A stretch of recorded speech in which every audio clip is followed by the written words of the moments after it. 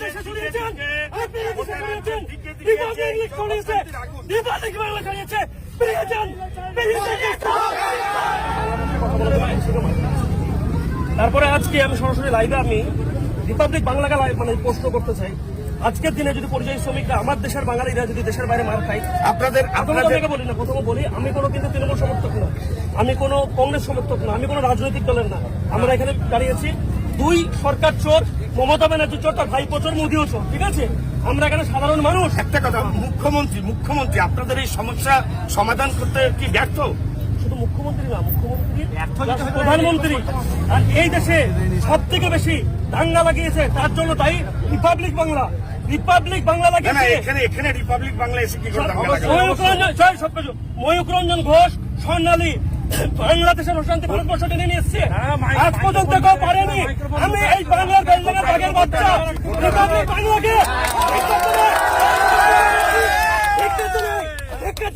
ধিক্কাতে নাই, রিপাবলিক বাংলা পাল্লামাকে জেল খাটাবেন, রিপাবলিক বাংলা জেল খাটাবেন পাল্লামাকে।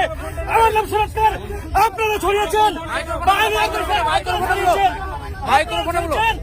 এই দেশে, আপনারা দেশে ছড়িয়েছেন, আপনারা দেশে ছড়িয়েছেন, রিপাবলিক ছড়িয়েছে, রিপাবলিক বাংলা ছড়িয়েছে, বেরিয়ে যান, বেরিয়ে যান।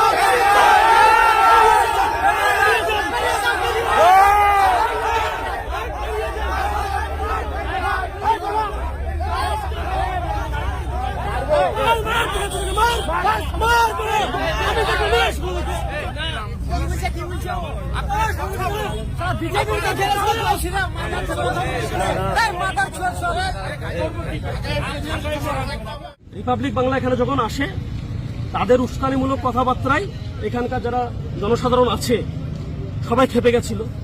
আর খেপে গেলে কি হয়, আর রিপাবলিক বাংলার কি কাজ গোটা পৃথিবী জানে, গোটা ভারতবর্ষ জানে যে কিভাবে দাঙ্গা লাগাতে হয়, উস্কানিমূলক কথা বলতে হয়। এখানে এসে একরকম বলছে, মিষ্টি মিষ্টি কথা বলে বাইক নিচ্ছে, দূরে গিয়ে বিভ্রান্তমূলক প্রশ্ন করে বিতর্কমূলক কথাবার্তা বলে কি করে এই হিংসাটা ছড়িয়ে যায় সেই ব্যবস্থা করা হচ্ছে। এখানে কোনো একজনের ক্ষতি হয়নি। ওরা সাইড দিকে বলছে এই করা হয়েছে, ওই করা হয়েছে, আগুন জ্বালানো হয়েছে, গাড়ি পোড়ানো হয়েছে। কোথায় হয়েছে ভাই?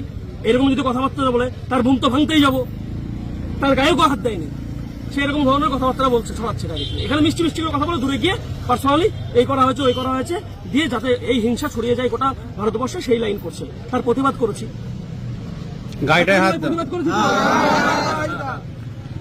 হাত করে দেওয়া হয়নি, কোনো হাত দেওয়া হয়নি।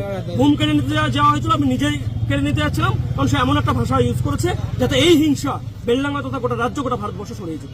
যে খবরটা তাহলে এখন চলছে, আমরা তো প্রতিবাদের ময়দানে দাঁড়িয়ে আছি, এখন কি হচ্ছে সেটা তো বলতে পারছি না, কি চালাচ্ছে তারা।